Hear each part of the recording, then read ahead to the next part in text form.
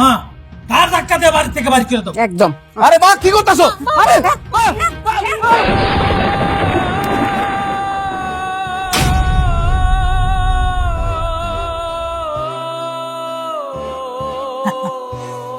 এখন থেকে এই বাড়ির মালিক আমি আর আমার মা। তুই পারলে জোর করে আদায় করে নিস, যা।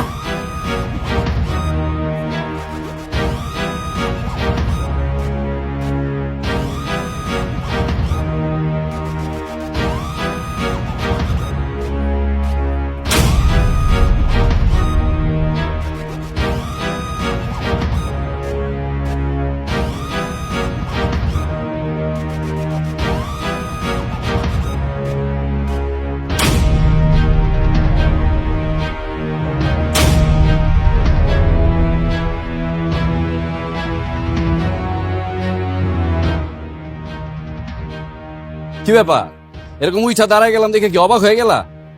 অবাক হওয়ারই তো কথা, যে এরকম একটা পঙ্গু, এরকম একটা লুলা মানুষ কিভাবে উইঠা দাঁড়ায় গেল। আসলে পৃথিবীতে যার দুইটা পা নাই, সে হইল পৃথিবীর সবচেয়ে অসহায় মানুষ। আর আমার তো শুধু পা না, আমার তো মেরুদণ্ডটাই নেই। সবুজ, তুই না পঙ্গু, তোর না ঠ্যাং ভেঙে গেছে, তুই দাঁড়াইলি কেমনে? আম্মা, আমার তো বিশ্বাস হইতেছে না। আমারও না। আমি কি ভুল দেখতেছি নাকি? বিশ্বাস তো প্রথম আমারও হয় নাই যে আমার ঘরে মানুষ নামের কিছু অমানুষ থাকে। সি সি সি সি, বিদেশে থাকতে কত কষ্ট কইরা, কত পরিশ্রম কইরা আমি তোমাকে জন্য টাকা পাঠাইছি। আমি ভাবছি বাড়িতে আমার মা আছে, ভাই আছে, বউ আছে, বাচ্চা আছে, ওরা যদি ভালো থাকে তাহলে তো আমিও ভালো থাকবো। এর জন্য আমি দিন রাত পরিশ্রম কইরা, খায়া না খায়া সব টাকা তোমাকে পাঠাইছি। আমি তো কোনোদিন ভাবি নাই যে আমার ঘরে সৎ ভাই আছে, সৎ মা আছে। তাইলে তোমরা কেমনে পারলা এত নিষ্ঠুরের মতন এই কাজটা করতে?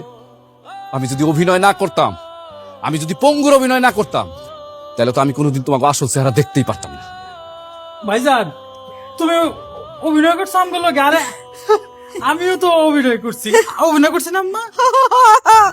আমরা দুজন অভিনয় হ্যাঁ, একদম চুপ, একটা কথাও কইবা না।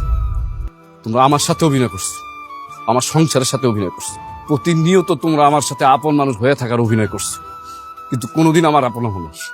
আর তোমাকে মতন স্বার্থপর বেঈমানরা স্বার্থের জন্য যেই কোনো কাজ করতে পারে, আর তারা স্বার্থের জন্য খুনও করতে পারে, শুধু তোমাকে দুইজনের জন্য। আমি এতদিন পর বিদেশ থেকে আইসাও আমার সন্তানটার আমি কাছে পাইনি, আমি ভালো থাকতে পারি নাই। আর আমার বাচ্চাটা পর্যন্ত আমার ভালোবাসা থেকে বঞ্চিত হয়েছে এই তোমাকে কারণে। এই তোমাকে কারণে আমার বউ পর্যন্ত চেঞ্জ হয়ে গেছিল। তার আমি কত কষ্ট করে আবার আমি বাড়িতে ফিরে আনছি। আর তোমরা স্বার্থের জন্য আমার বাড়ি থেকে আমার ঘাড় ধাক্কা দিয়ে বাইর করে দিতেছ। কত বড় সাহস তোমার! আমারটা খায়া, আমার টাকা দিয়া বানানো বাড়িতে থাইকা তোমরা আমার ঘাড় ধাক্কা দিয়ে বাড়ি থেকে বাইর করে দিতে চাইতেছ। শোনো মা, প্রবাসীরা না দুর্বল না, প্রবাসীরা অনেক শক্তিশালী। আর প্রবাসীরা সব সময় তাদের নিজের জীবনের সাথে যুদ্ধ করে। বাবারে, আমাকে তুই মাফ করে দে, আমার ভুল হয়ে গেছে গা। আমি না তোর মা, আমার মাফ করে দে বাবা।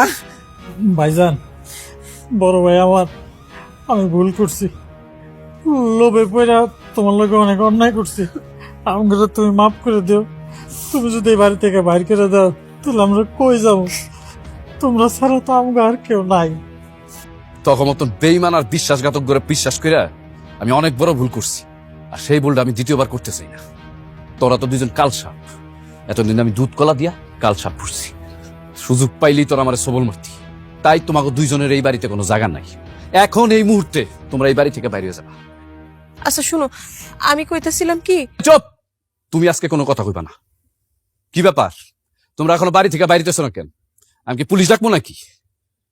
না না, যাইতেছি।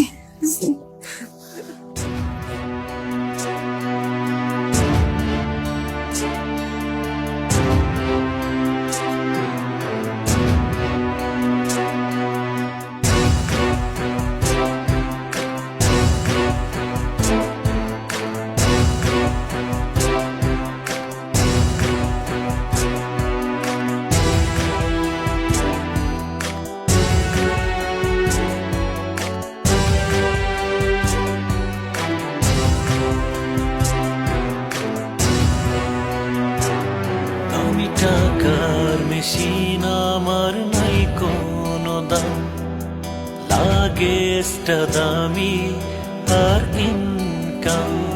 আমি টাকার মেশিন আমার নাই কোনো দাম, লাগেজটা দামি আর ইনকাম।